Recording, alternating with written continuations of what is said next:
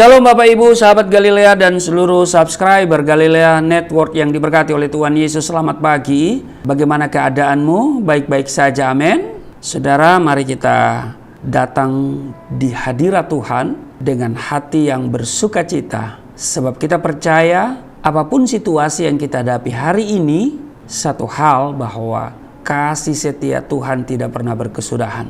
Bahwa Dia tidak akan pernah membiarkan dan meninggalkan kita. Amin. Mari kita berdoa. Bapa yang baik, Allah yang Rahman dan Rahim, pencipta langit dan bumi, dan dengan segala isinya. Allah yang disembah oleh Abraham, Ishak dan Yakub. Itulah Allah Israel, Allah yang benar. Yang kami kenal, kami sembah di dalam nama Tuhan Yesus. Dikuduskanlah namamu, datanglah kerajaanmu, jadilah kehendakmu di bumi seperti di surga. Kami datang di hadapanmu pada hari ini dengan penuh sukacita dan dalam keadaan yang mengucap syukur. Kami mau menyatakan terima kasih kami untuk kasih setiamu yang tidak pernah berkesudahan, yang Engkau nyatakan di sepanjang malam dalam istirahat tidur kami. Engkau bangunkan kami dengan kesehatan kekuatan baru di hari ini. Kami siap untuk melakukan seluruh kegiatan dan tanggung jawab kami di hari ini. Engkau memberikan kami kekuatan, memberikan kami perlindungan yang sempurna. Itu sebabnya kami merindukan firman-Mu. Kiranya apa yang kami baca dari firman-Mu kami dengar, bukan untuk kami lupakan, tapi itu termaterai dalam hati kami dan menjadi rema dalam hidup kami. Urapi hamba-Mu yang tidak ada apa-apanya, di dalam nama Tuhan Yesus, haleluya, amin. Bapak Ibu, kita membaca di 2 Timotius pasal 3, keadaan manusia pada akhir zaman ayat 1-9. Ketahuilah bahwa pada hari-hari terakhir akan datang masa yang sukar. Manusia akan mencintai dirinya sendiri dan menjadi hamba uang. Mereka akan membual dan menyombongkan diri. Mereka akan menjadi pemfitnah. Mereka akan berontak terhadap orang tua dan tidak tahu berterima kasih. Tidak mempedulikan agama, tidak tahu mengasihi, tidak mau berdamai, suka menjelekkan orang, tidak dapat mengekang diri, garang, tidak suka yang baik, suka mengkhianat, tidak berpikir panjang, berlagak tahu, lebih menuruti hawa nafsu daripada menuruti Allah. Secara lahiriah, mereka menjalankan ibadah mereka, tetapi pada hakikatnya mereka memungkiri kekuatannya. Jauhilah mereka itu, sebab di antara mereka terdapat orang-orang yang menyelundup ke rumah orang lain dan menjerat perempuan-perempuan lemah yang syarat dengan dosa dan dikuasai oleh berbagai-bagai nafsu. Yang walaupun selalu ingin diajar, namun tidak pernah dapat mengenal kebenaran. Sama seperti Yanes dan Yambres menentang Musa. Demikian juga mereka menentang kebenaran. Akal mereka bobrok dan iman mereka tidak tahan uji. Ayat 9. Tetapi sudah pasti mereka tidak akan lebih maju. Karena seperti dalam hal Yanes dan Yambres, kebodohan mereka pun akan nyata bagi semua orang. Ini keadaan manusia di akhir zaman. Dan saudara, sifat yang sangat berbahaya dikatakan begini. Ketahuilah bahwa pada hari-hari terakhir akan datang masa yang sukar dan seterusnya. Dan kemudian diingatkan untuk kesekian kalinya. Setiap kali kita membaca Alkitab, kita diingatkan bahwa hari-hari ini kita telah berada di penghujung zaman. Jadi haruslah kita perhatikan dengan saksama bagaimana kita hidup. Efesus pasal 5 ayat 15, 16 dan 17 dikatakan janganlah seperti orang bebal, ya kan? Jadi perhatikanlah dengan saksama bagaimana kita hidup. Nah, bagaimana kita hidup? Ini menyangkut cara hidup kita. Lalu dikatakan jangan seperti orang bebal, tetapi seperti orang arif. Pergunakan waktu yang ada karena hari-hari ini adalah jahat. Sebab itu janganlah kamu bodoh, tetapi usahakanlah supaya kamu mengerti kehendak Tuhan. Sangatlah jelas digambarkan oleh Paulus bahaya-bahaya akhir zaman agar saudara dan saya dapat bersikap waspada sehingga tidak memberi peluang kepada bahaya-bahaya tersebut. Salah satu sifat yang sangat berbahaya adalah egois dan cinta uang.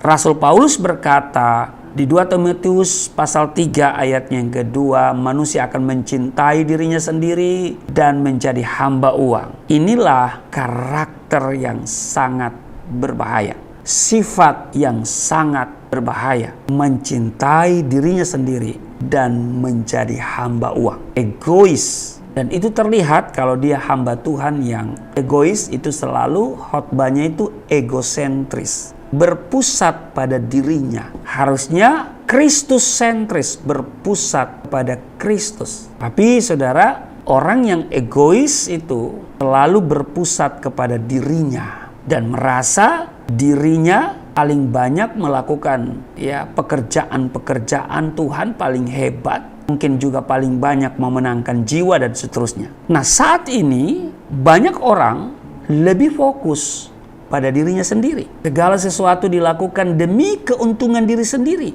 dan tidak lagi peduli terhadap orang lain yang dalam bahasa gaulnya, bahasa Jakarta, EGP emang gue pikirin. Ya lu ya kan, gua ya gua gitu kan. Ya kamu ya urusanmu, ya aku ya urusanku. Nah, akhirnya hal ini mengarah kepada sifat tamak. Sifat tamak ini terjadi ketika seseorang mulai cinta uang. Orientasinya adalah uang. Waktu melayani, orientasinya uang, ya kan? Jadi orientasinya adalah PK, persembahan kasih. Bahkan ada pendeta pemburu PK. Haleluya. Ketamakan dalam bahasa Yunani itu diterjemahkan dari kata epitumeo. Epitumeo berarti keinginan yang begitu kuat dan menggebu-gebu terhadap sesuatu, baik atau buruk, yang dengan gigi diupayakannya diraih berapapun harganya, meski cara yang ditempuh sudah dan sangat merugikan orang lain. Nah, ada contoh dalam Alkitab tentang seorang yang tamak dan mencintai uang. Siapa dia? Kalau saudara baca di Kisah Rasul pasal 5 ayat 1-11, dialah Ananias dan Safira. Sifat mementingkan diri sendiri dan ketamakan terhadap uang kemudian mendorong mereka mendustai Roh Kudus dengan menahan sebagian hasil penjualan sebidang tanah. Hati Ananias dan Safira telah dikuasai oleh roh cinta uang, sehingga mereka mulai berkompromi dan keluar dari jalur kebenaran firman Tuhan. Saudara, sahabat Galilea yang diberkati oleh Tuhan Yesus, bukankah saat ini banyak orang rela melakukan apa saja demi mendapatkan uang sebanyak-banyaknya? Mereka tidak lagi mengindahkan hukum. Ya, anak-anak Tuhan pun rela menjual imannya demi kekayaan, demi popularitas yang fana. Di 1 Timotius pasal 6 ayat 10, di sana dikatakan dengan jelas, karena akar segala kejahatan ialah cinta uang, sebab oleh memburu uanglah beberapa orang telah menyimpang dari iman dan menyiksa dirinya dengan berbagai-bagai duka. Saudara, sahabat Galilea yang diberkati oleh Tuhan Yesus, sikap egois dan tamak akan uang membawa seseorang kepada kehancuran. Bapak Ibu, ini sifat yang sangat berbahaya, yaitu apa? Egois dan cinta uang. Ini sangat berbahaya Bapak Ibu. Karena itu mari kita hanya mencintai Tuhan dengan firman-Nya. Sebab Tuhan sudah memberikan jaminan, carilah dahulu kerajaan Allah dan kebenarannya, maka semuanya ditambahkan kepadamu. Semuanya. Semuanya yang seperti apa Pak Pendeta? Semua yang engkau perlu. Yang engkau perlu mengenai apa? Yang ada hubungannya dengan hidup dan memuliakan Tuhan. Amin.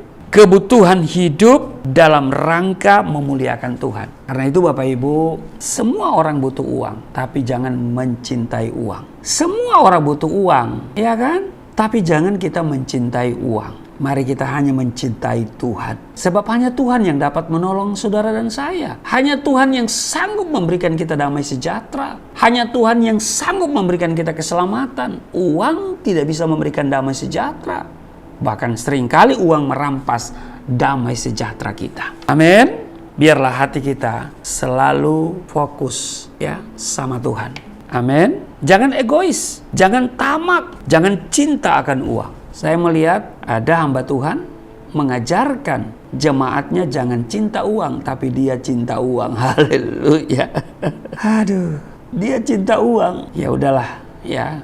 Karena nanti juga semua pekerjaan kita akan diuji kok. Amin. Tuhan Yesus memberkati, mari kita berdoa. Bapa yang baik, kami datang di hadapan-Mu mengucap syukur kalau Tuhan mengasihi kami, memberikan kami kepastian hidup kekal di dalam surga, dan menjamin bahwa Engkau menyertai kami, tidak pernah membiarkan dan meninggalkan kami. Terpujilah Engkau, berkati kami semua. Hamba doa untuk setiap sahabat Galilea yang begitu setia mengikuti tayangan ini. Tuhan mengenal setiap mereka, hamba doa di dalam nama Yesus, Tuhan mengurapi mereka dari ujung kepala sampai ujung kaki. Yang sakit disembuhkan, yang letih lesu berbeban berat diberikan kelegaan, yang terikat oleh dosa dilepaskan di dalam nama Yesus.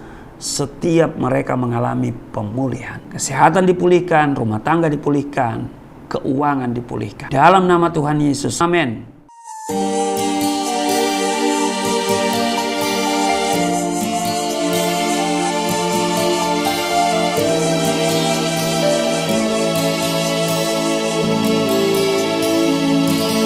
Bapa kami yang di surga,